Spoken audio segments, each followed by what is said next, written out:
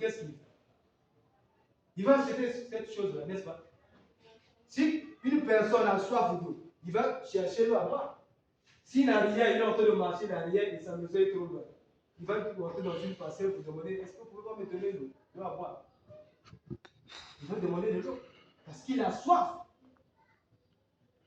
Et ici, là, David dit, mon âme a soif de Dieu. Pas la soif de l'eau ou de quoi que ce soit, mais la soif de Dieu. Amen. La soif de Dieu est très importante dans notre vie. La soif de Dieu. On doit avoir la soif. Quand tu as une soif de quelque chose, si tu ne prends pas cette chose-là, tu ne seras pas à l'aise. Tu seras toujours mal à l'aise. Et c'est ce qu'aussi nous devons avoir envers notre Dieu. Dieu nous a créés, nous a envoyés sur la terre. Amen. Il nous a envoyés sur la terre. Il nous a pas envoyés sur la terre pour vivre pour nous-mêmes. Il nous a envoyés sur la terre pour vivre pour lui. Amen. Il nous a envoyés sur la terre pour lui servir. Il nous a envoyés sur la terre pour que nous puissions lui obéir. Pour que nous puissions le craindre. Mais nous, au lieu de nous servir, nous sommes en train de servir le diable sans le savoir. Nous, au lieu de l'adorer, nous sommes en train d'adorer le diable sans le savoir. Mais mon frère, ma soeur, après que tu quitteras cette terre, à qui tu vas demander le compte? Ce n'est pas Dieu. La Bible dit que Dieu va juger tout le monde. Amen. Que tu sois petit, gros, riche ou pauvre, Dieu va nous tous juger. Amen. Alors nous devons craindre ce Dieu-là. Nous devons servir ce Dieu-là. Parce que, à la fin de notre vie, nous allons rendre compte à Dieu. Il nous a envoyés sur la terre. Mais pourquoi il nous a envoyés sur la terre? C'est pour que nous puissions nous servir. C'est pour que nous puissions lui adorer. C'est pour que nous puissions être toujours à l'église. Mais nous ne le faisons pas. Nous ne le faisons pas. C'est grave, mes frères et sœurs. C'est grave, mes frères et sœurs.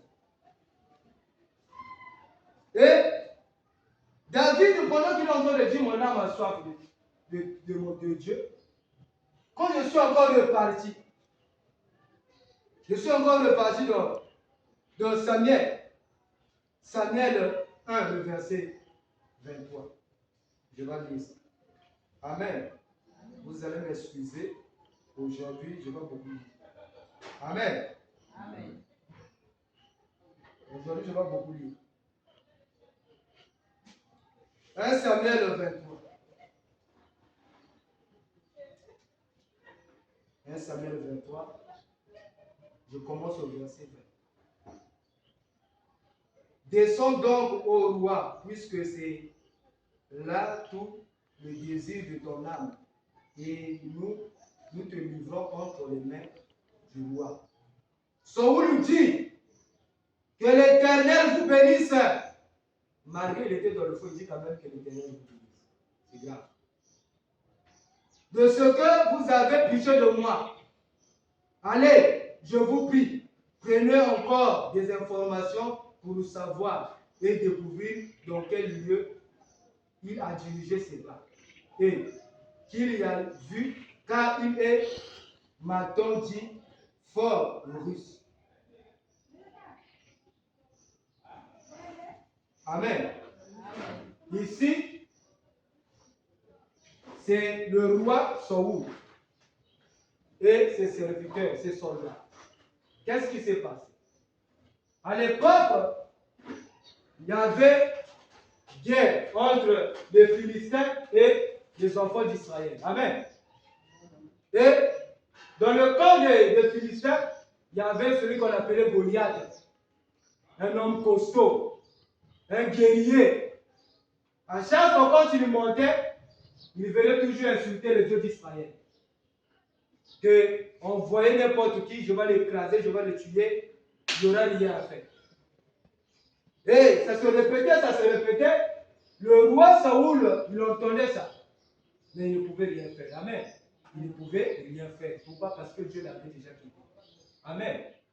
Quand Dieu vous quitte, c'est fini pour vous. Amen.